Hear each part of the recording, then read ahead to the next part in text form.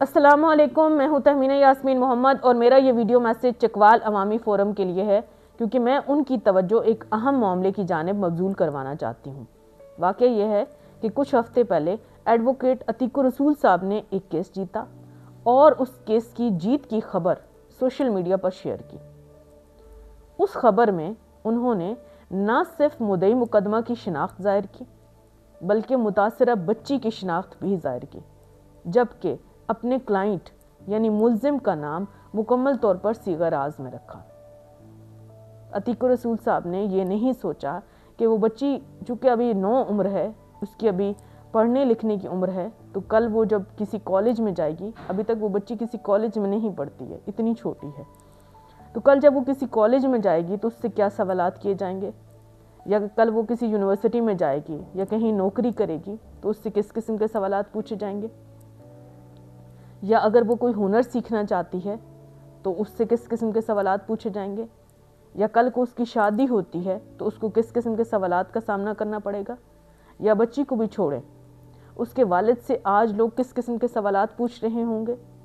انہیں جھوٹا کہہ رہے ہوں گے، ان پر تھو تھو کر رہے ہوں گے، انہیں کہہ رہے ہوں گے کہ انہوں نے اپنی بیٹی کا نام لے کر کسی کے خلاف ایک جھوٹا مقدمہ بنایا۔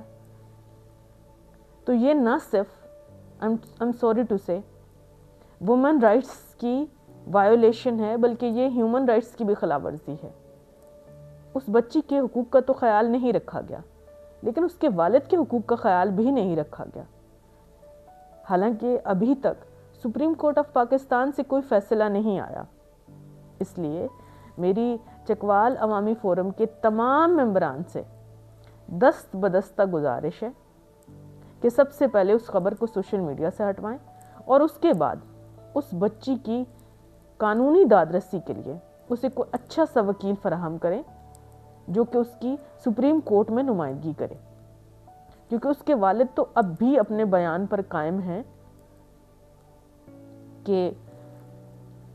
ان کی بیٹی کے ساتھ ظلم ہوا اور انصاف ہونا چاہیے۔ مجھے امید ہے کہ چکوال عوامی فورم کے ممبران اس نقطے پر اپنی توجہ مبذول کریں گے۔ اس کے علاوہ میں ایک اور اضافی نقطہ یہاں پر ایڈ کرنا چاہوں گی، وہ یہ ہے کہ عوامی فورمز میں وکلاء کی شمولیت نہیں ہونی چاہیے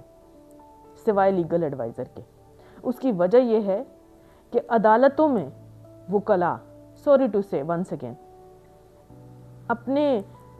کلائنٹ کے مخالف جو ہوتے ہیں، مخالف پارٹیز جو ہوتی ہیں، ان کے ساتھ جو سلوک کرتے ہیں وہ آپ کے سامنے ہے۔ تو جب یہ وکلاء NGOs کا حصہ بن جاتے ہیں یا عوامی فورمز کا حصہ بن جاتے ہیں تو یہ ہیومن رائٹس ایکٹیوسٹ کہلاتے ہیں، وومن رائٹس ایکٹیوسٹ کہلاتے ہیں، اور پھر ان کے خلاف کوئی آواز نہیں اٹھاتا۔ تو ان تمام چیزوں کو بھی مد نظر رکھیں۔ اس کی وجہ یہ ہے کہ باقی ہر کام کے لیے حکومتی ادارے موجود ہیں، صفائی کے لیے، آگاہی کے لیے، ہر طرح کے کاموں کے لیے حکومت نے اپنے ادارے بنا رکھے ہیں جو کہ کام کر رہے ہیں۔ وکلاء کو پوچھنے کے لیے بھی ادارے موجود ہیں، قانون موجود ہے، لیکن جس کی لاٹھی اس کی بھینس ہوتی ہے۔ وکلاء طاقتور ہوتے ہیں، ان سے کوئی بندہ کچھ نہیں پوچھ سکتا، لیکن اب میں کیا کہوں کہ جو کچھ لوگوں کے ساتھ عدالتوں میں ہو رہا ہے یا وکلاء کر رہے ہیں، اس کا جو ٹراما ہے وہ دنوں، مہینوں یا سالوں تک محیط نہیں ہوتا، وہ نسلوں تک چلتا ہے۔ فی الحال بس اتنا ہی، اس کے بعد دیکھتے ہیں کہ چکوال عوامی فورم یا عتیق الرسول صاحب کا کیا رد عمل سامنے آتا ہے۔ امید ہے کہ مجھے کسی انتقامی کارروائی کا نشانہ نہیں بنایا جائے گا، اور اگر بنایا جائے گا تو اس میں بھی خیر ہوگی، کیونکہ سارے معاملات اللہ تعالیٰ کی طرف لوٹ جاتے ہیں۔ اللہ پاک ہم سب کا حامی و ناصر ہو، اور اللہ پاک ہم سب کو ایک دوسرے کے لیے خیر کا وسیلہ بنائے رکھے۔ آمین ثم آمین۔ پاکستان زندہ باد۔